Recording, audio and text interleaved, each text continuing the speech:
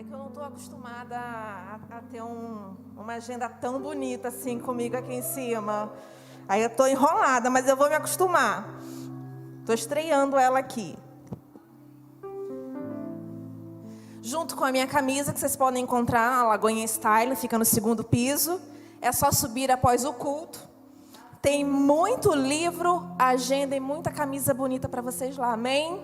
Falei bem, pastora? Respira fundo. Solta. Você está preparado? Está preparado para que o Senhor vai falar com você essa noite? De novo então, respira fundo. Solta e fala para o Senhor que você está preparado. Fala para Ele que você está preparado para receber a palavra que Ele separou para você essa noite. Ele não vai começar a falar agora. Ele começou a falar desde o momento em que você subiu o primeiro degrau ali na igreja. Ele começou a falar. Mas, às vezes, a gente fica tão submerso ainda na nossa correria do dia a dia, que a gente não ouve o que Ele está falando. Então eu estou pedindo para você respirar fundo e chegar aqui, porque Ele realmente quer falar com você e é muito importante o que o Senhor tem para falar para você essa noite, amém? Vamos abrir a palavra lá em Salmos.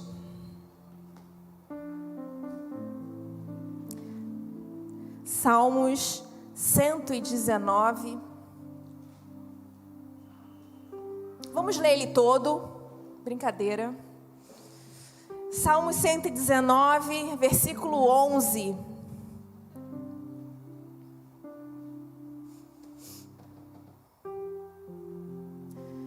Guardei no coração a tua palavra para não pecar contra ti. Só o 11. Mais uma vez. Guardei no coração a tua palavra para não pecar contra ti. Que versículo bonito. Que versículo precioso. Que versículo gracioso. É um versículo que quando você lê, guardei no coração a tua palavra para não pecar contra ti. É um versículo que te traz paz. É um versículo que acalenta o coração. É um versículo que acalma. É um versículo que te faz respirar e pensar, tá tudo bem. Alguns versículos têm esse poder. Alguns versículos te levam para combate, te levam para guerra. Mas alguns versículos te trazem paz, te colocam num lugar de sossego. E esse versículo, para mim, traz isso. Me coloca nesse lugar de sossego. Guardei a tua palavra no meu coração, para eu não pecar contra ti. Eu fiquei meditando nessa palavra, acho que eu estou meditando nesse versículo desde segunda-feira. Sabe quando um versículo fica martelando na sua cabeça e vira e mexe uma hora ou outra do dia, quando você menos espera, pá, aquele versículo vem no seu coração, aquele versículo vem na sua mente. É esse versículo: guardei a tua palavra no meu coração para eu não pecar contra ti. Esse versículo, como eu falei, ele está no Salmo 119. Salmo 119 é o maior salmo da Bíblia, é o maior salmo dos 150. E se a gente fosse capitular os salmos, o Salmo 119 seria o maior capítulo da Bíblia. Um capítulo com 176 versículos. E tem uma coisa interessante no Salmo 119, eu não sei quantos de vocês já leram todo o Salmo 119 e prestou atenção, eu até fiz uma anotação aqui, em cada um dos 176 versículos do Salmo 19, existem 12 palavras que se repetem em todos os versículos. Em todos os versículos você vai encontrar uma dessas palavras: diretrizes, lei, estatuto, prescrição, testemunho, preceito, mandamento, ordenança, decisão, decreto, palavra e promessa. Pode conferir quando chegar em casa e ler o Salmo 119 inteiro. Um por um vai ter uma dessas palavras. Porque todo o Salmo 119 nos ensina a guardar a palavra no coração, para que a gente não peque contra o Senhor. Todo o Salmo 119 reproduz o versículo 11. Todo o Salmo 119 nos ensina a guardar a palavra, a guardar a promessa, a guardar o mandamento, a guardar a lei, a guardar os decretos. Tudo isso consiste e se resume em guardar a palavra no coração. O Salmo 119, é um salmo que foi escrito depois do exílio babilônico. Ele não tem um autor, a Bíblia não traz o autor do Salmo 119, a gente não sabe quem é. Alguns salmos a gente sabe que é um salmo de Davi, a gente sabe que existem alguns salmos que são salmos de Moisés, mas o Salmo 119 não tem uma titularidade. Apenas a Bíblia descreve que ele é um salmo pós-exílico, escrito por um sacerdote israelita. E aí eu fiquei meditando nessa panorâmica de por que esse versículo foi escrito. Você já se fez essa pergunta sobre alguma passagem da Bíblia, por que ela foi escrita? E eu comecei a me fazer essa pergunta: por que esse versículo foi escrito? E aí, quando eu entendo que todo o Salmo 119 é um salmo pós-exílio, eu começo a entender por que ele foi escrito. O que foi o exílio? Quando você lê os livros de 1ª e 2ª Reis, 1ª e 2ª Crônicas, você tem ali 4 livros que conta a história dos reis de Israel, que conta a história de Israel e de Judá, antes do exílio da Babilônia. Quando Samuel ungiu o rei Saul, todo Israel era um reino só. Depois de Saul, Samuel ungiu Davi, e todo Israel era um reino só. Depois de Davi, Salomão assumiu o governo e todo Israel era um reino só. Só que com a morte do rei Salomão, Israel se dividiu. 2 filhos de Salomão assumiram partes do reino e Israel ficou dividido. Israel ficou dividido em reino do norte e reino do sul. O reino do sul foi constituído pela tribo de Judá e Benjamim. E o reino do norte pelas outras 10 tribos. E aí, dali para frente, segue a história de Israel com 2 reinos, um reino dividido, o reino do norte e o reino do sul. E lá nesses 4 livros que eu citei, 1ª e 2ª Reis, 1ª e 2ª Crônicas, você acompanha a história desses 2 reinos divididos. Você acompanha a história de Israel e dos seus reis e a história de Judá e dos seus reis.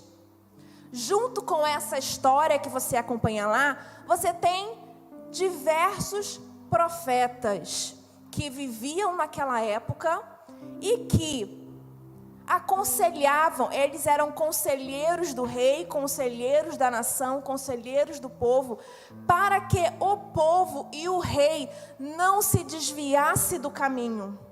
Só que tanto Judá quanto Israel começou a tomar para si costumes de outras nações. E um dos piores costumes de outras nações que os reis permitiram que entrasse no povo de Israel e no povo judeu foi a idolatria. Então, tanto Israel quanto Judá, tanto o reino do norte quanto o reino do sul, começou a ter atitudes de idolatria, a idolatrar outros deuses, a idolatrar deuses de outras nações, a erguer templos dentro de Israel, a erguer templos dentro do território de Judá a outros deuses, a levantar colunas de adoração e a fazer sacrifícios a outros deuses dentro do território judeu, dentro do território israelita. E os profetas, nessa época, eram levantados para alertar tanto ao rei quanto ao povo de que eles não podiam fazer isso.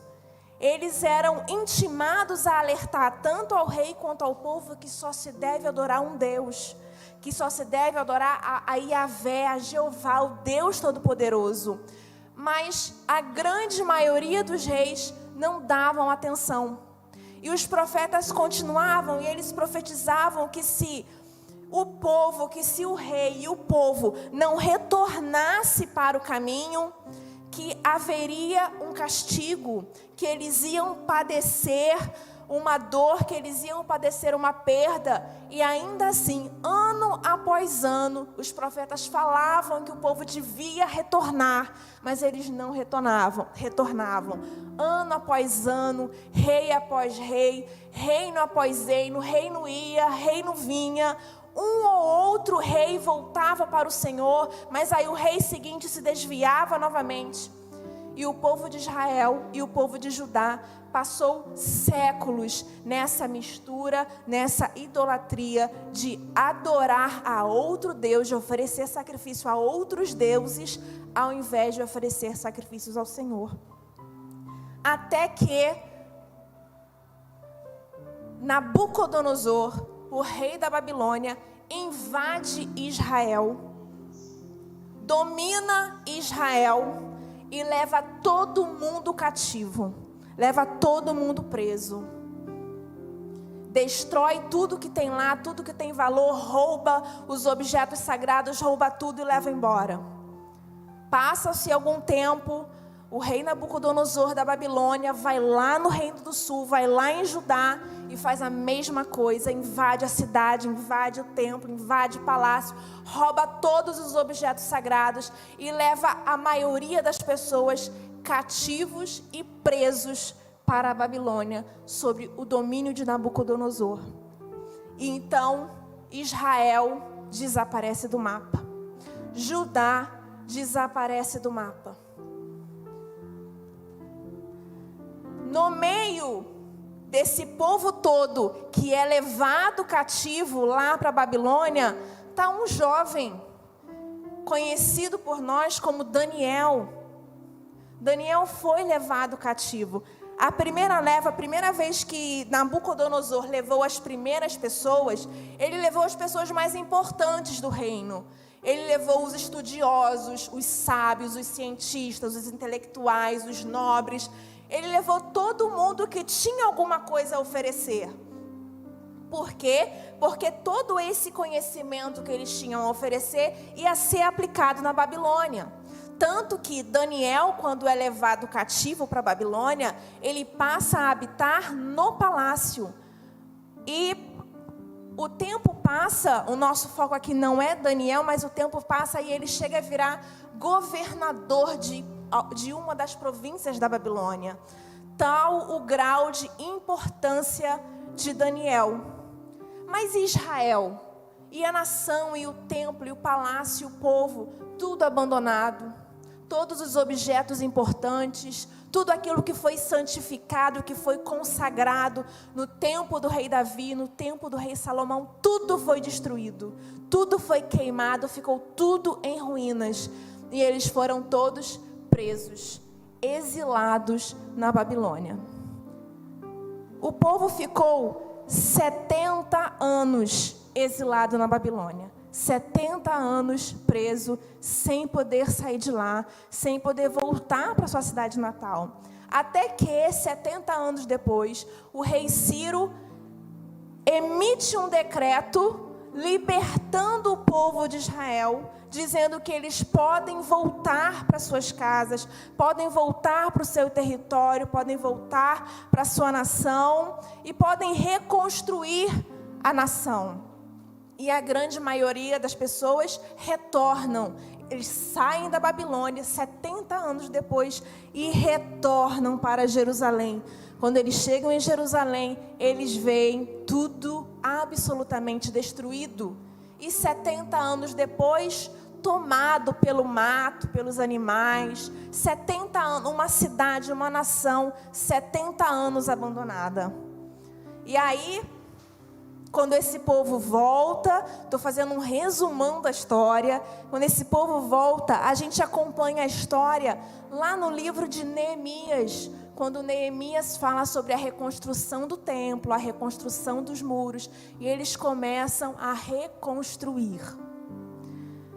No livro de Esdras, a gente entende que Esdras, uma das funções de Esdras era não só ajudar na reconstrução do templo, na reconstrução do muro, na reconstrução da cidade, mas também reconstruir dentro do povo os estatutos, os mandamentos e as leis do Senhor. Tinham passado 70 anos, o povo esqueceu. Teve gente que nasceu na Babilônia, tinha gente que não fazia a menor ideia de como era Israel. Eles não tinham um TBT para postar lá uma foto de antes e depois de Israel, de antes e depois de Judá.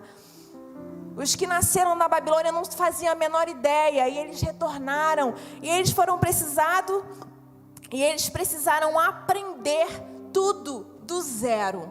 E foi isso que Esdras fez. Esdras juntava o povo e ensinava mandamento por mandamento, lei por lei, tudo que o povo precisava aprender para prosseguir naquela jornada, prosseguir naquela caminhada. E uma coisa interessante é que o maior pecado que fez com que Judá e Israel fossem levados cativos para a Babilônia foi a idolatria. Eles ficaram 70 anos presos na idolatria, presos na Babilônia, e depois que eles voltaram, eles aprenderam a lição. Eles aprenderam a lição definitivamente. Depois do exílio babilônico até hoje, os judeus nunca mais se curvaram diante de outro Deus. 70 anos no cativeiro foi o suficiente para eles aprenderem a lição. Nunca mais, até hoje, janeiro de 2022, os judeus não se curvam a outros deuses, não se curvam à idolatria, porque eles aprenderam a lição lá no cativeiro babilônico. E Ariane, por que você está falando tudo isso? Porque o Salmo 119 é um salmo pós-exílio. Quem escreveu esse salmo foi um sacerdote que conheceu tudo isso. Ele conheceu a história antes do exílio, ele conheceu o que o povo fazia, os erros do povo, ele conheceu tudo, ele sabia o porquê que todo mundo... Não sei se esse salmista foi um cativo na Babilônia, ou se ele nasceu depois do exílio da Babilônia, não tenho essa informação, mas eu sei que ele é pós-exílio, ou seja, ele era um sacerdote depois que o povo já tinha voltado para Israel novamente, depois que o povo já tinha voltado para Jerusalém. E aí ele escreve, depois disso tudo, depois de saber de toda a dor, de todo o sofrimento, de 70 anos cativo, o que o salmista escreve? Escondi a tua palavra no meu coração, para eu não pecar contra ti. Ele sabia o preço dessa palavra. Ele sabia por que ele estava escrevendo isso. Ele sabia o quanto foi doloroso aprender a esconder a palavra no coração. Eles aprenderam a esconder a palavra no coração com muita dor, com muita morte, com muita lágrima, com muita perda. Eles aprenderam com muito sacrifício, eles aprenderam na marra a esconder a palavra no coração, para não pecar contra o Senhor.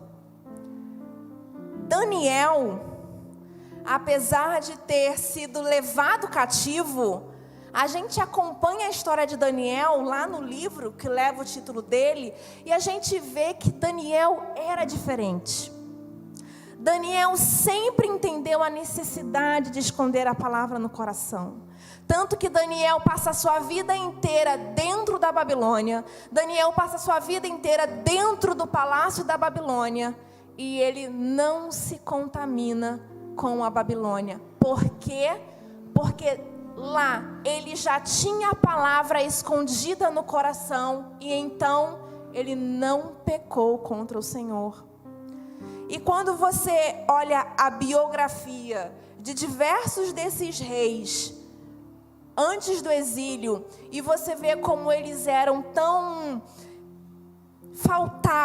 não é que eles eram, mas faltava tanto temor no coração deles. E quando você olha o coração de Daniel, um coração tão temente ao Senhor, ele já chega no exílio temendo. Lá no começo da história, quando você lê ali o primeiro capítulo, você já entende que ali no começo, quando todo mundo era servido dos manjares do rei, Daniel e os seus amigos escolhem não comer. Não, nós não vamos comer desse manjar. E aí, ele já começa a se separar ali. E toda a história do profeta Daniel, ele não se contamina. Durante o exílio babilônico, a Babilônia passou por 4 governos. 4 reis. Nabucodonosor foi o primeiro. Até chegar a Ciro, que liberta o povo, tiveram mais 3 reis. Aonde estão esses reis? Eu não sei. Mas Daniel passou por todos os reinos, sendo exaltado por onde ele passava. Por quê? Porque Daniel escondeu a palavra no coração para não pecar contra o Senhor. Daniel é exaltado. O nome de Daniel, ele é tão importante, ele é tão exaltado que o próprio Jesus fala sobre Daniel. O próprio Jesus recomenda. Tem uma passagem lá em Mateus onde Jesus recomenda que as pessoas leiam os escritos de Daniel. Olha só. Que coração é esse tão temente, onde Jesus faz uma recomendação? Já pensou Jesus fazendo uma recomendação sobre você? Daniel teve essa honra. Jesus recomendou a leitura de Daniel, assim como Jesus também recomendava Isaías, mas Jesus recomendou Daniel. Já imaginou Jesus recomendando você? Jesus querendo que as pessoas ouçam o que você tem para falar.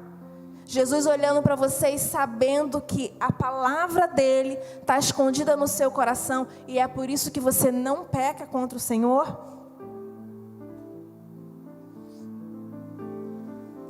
E aí eu quero fazer uma pergunta para você. O que é que você esconde no seu coração? Quero chamar o louvor para subir aqui.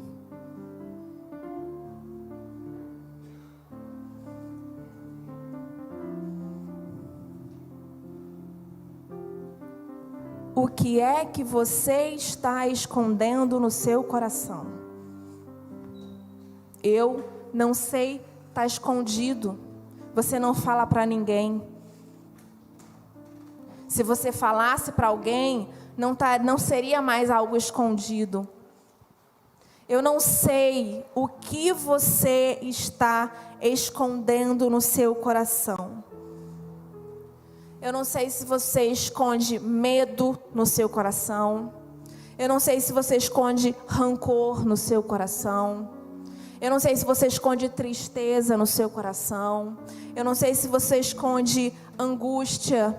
Eu não sei se você esconde dúvida no seu coração. Eu não sei se você esconde falta de perdão.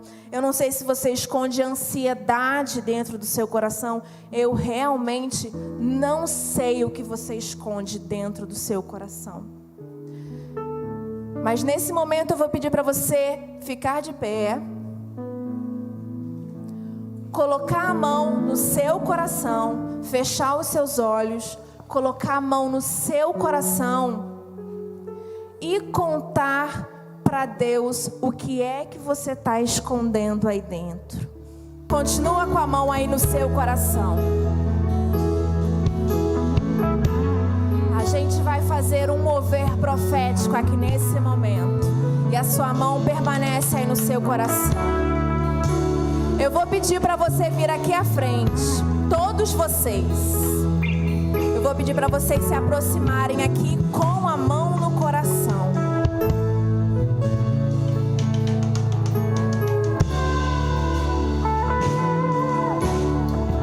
E você continua conversando com Deus. E você continua contando para Deus o que está escondido e ninguém sabe. Conta para Ele o que está escondido aí. Porque o nosso coração não é lugar para esconder tristeza. O nosso coração não é lugar para esconder medo. O nosso coração não é lugar para esconder ansiedade.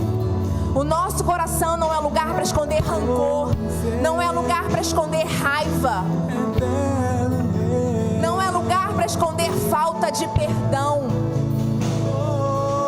O nosso coração é lugar para esconder a palavra. É a palavra que deve estar aí.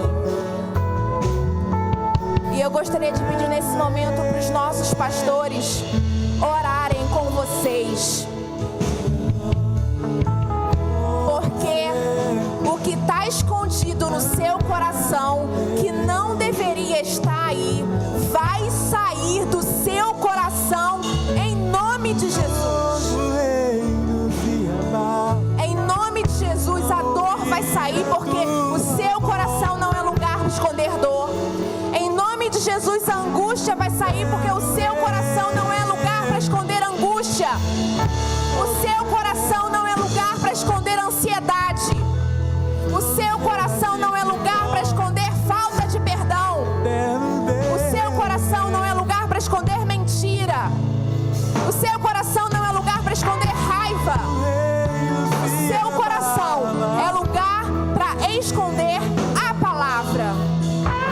Então você precisa liberar espaço para a palavra entrar. O medo está ocupando muito espaço no seu coração. A tristeza e a dor estão ocupando espaço demais no seu coração. A falta de perdão está ocupando espaço demais. Vamos liberar espaço para a palavra, porque nós devemos guardar a palavra no coração, porque é ela que nos faz afastar do pecado. A sua mão ainda está no seu coração. Você vai olhar para mim, vai fechar a mão no seu coração, fecha como se você estivesse segurando alguma coisa.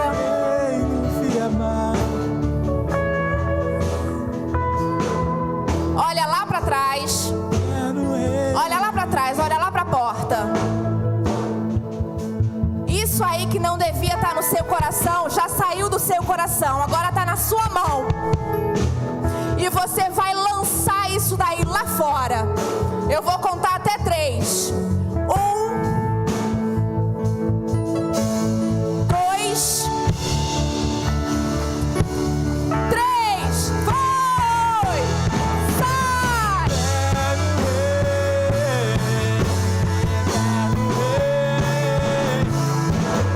De todo o coração eu te procurei. Não deixes que me afaste dos teus mandamentos. Em meu coração eu conservei a tua palavra, para eu não pecar contra ti.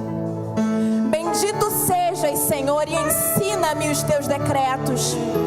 Com meus lábios eu tenho enumerado todas as decisões da tua boca. No caminho das tuas prescrições encontrei alegria, como uma grandíssima fortuna. Em teus preceitos quero meditar e ficar atento às tuas veredas. Encontro minhas delícias em teus decretos. Não me esqueço da tua palavra. Em tua misericórdia acolhe o teu servo. Em tua misericórdia acolhe a tua serva. Em tua misericórdia acolhe o teu filho. Em tua misericórdia, acolhe a tua filha, para que eu viva e obedeça a sua palavra. Você vai voltar para o seu lugar agora. E você vai voltar para a sua casa com uma única coisa escondida no seu coração: a palavra. É ela que você guarda no coração para não pecar contra o Senhor. Amém?